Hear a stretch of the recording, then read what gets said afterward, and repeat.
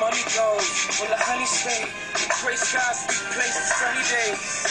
Hey, hey. Thank you for watching the Kairosan Show.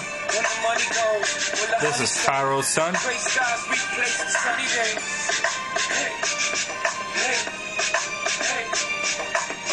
When the top back, I know I got that.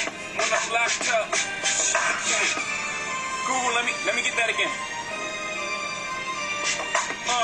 And today, we're going to be talking about the music industry and exactly the fishiness of the music industry. Now, most of you know that the music industry is consistently ran by the Illuminati, satanic executives. People who run the music industry are very slick and very scary people too. So let's say you want to be in the music industry. You have talent, you have a band or so, and you contact Sony Music. Hey, you got a deal. You got the contract, you send in your demo, you had the list of roster of the best music you made, and the career options you had before and where you want to go 5 months or 5 years later in your life. But what's the one thing that you have to do if you want to cooperate with Sony or Interscope or Universal Records? Any hints, anybody? You have to sell your soul. Soulja Boy, Jay-Z, Kanye West, Common, many other rappers, they have one thing in common. They sold their souls to Satan so that they can have the riches and gold and the happiness and Hollywood status they want it to have. They make music that promotes satanic rituals, satanic worship, anti-Christian, anti-religion, anti-God. I'm a firm believer in Christ. Some of you may be atheists or so, and it's up to you to believe in God, but I believe in God. And I don't know why you would sell your soul for bitches and hoes and gold. But these fools do.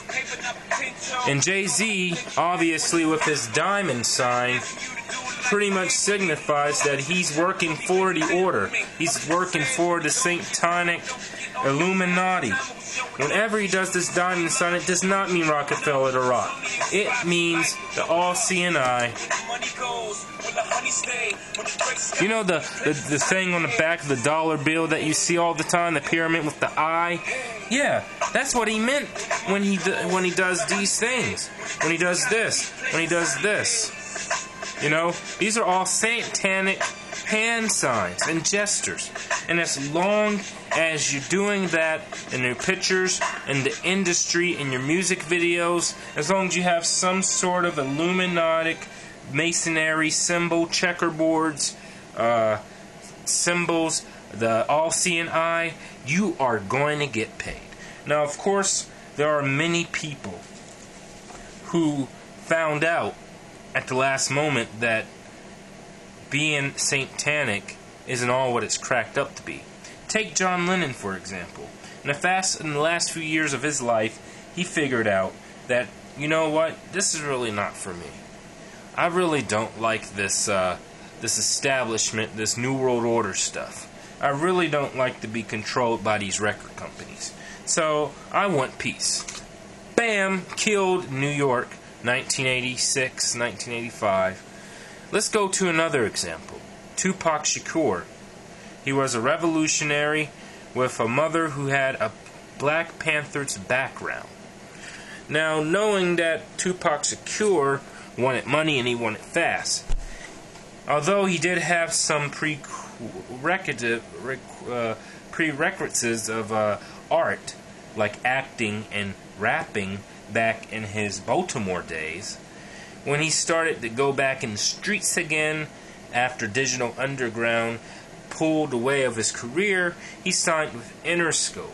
And Interscope is notoriously known for their devil-worshipping ceremonies. So he had to go with the Bofferman. And that's basically the oath. If he breaks the oath, they're going to destroy him and kill him. And there's many hints in his songs, in his earlier songs from 95 and 94, that indicates that being in this game is going to kill you. Being in this game is not what it's cracked up to be. You can have all the money in the world, whatever. Because when you have all the money in the world and you're controlled by a company, it's not worth it. It's not really fun. And that's what Tupac was telling the world. And then back in 96, he was releasing songs called Killuminati, which is Kill Illuminati. And he knew damn well that these people were the faces of Interscope, the faces of Death Row. Dr. Dre and Eminem are also guilty of this. They don't want to die. They don't want to get shot. Or they don't want to be set up. That's why they continue singing and they continue doing their thing. Also, you must notice that MK Ultra has something to do with the music industry. Such artists like Justin Timberlake, all the Mickey Mouse clubbers like Britney Spears and Christina Aguilera, and not to mention the people who manage these people, like the managers and producers. Guess what they were? Most of them are ex-military cons, Intel. And their family were Navy, U.S. military goons. So they have a very heavy influence on what their agenda is. And if you know what music is about, at least in the U.S., you know that it's controlled by the military-industrial complex, who is also controlled by the 12 wealthiest families in the world. So when you listen to your music next time, just remember, The Rock is the all-seeing eye. Thank you for watching. God bless.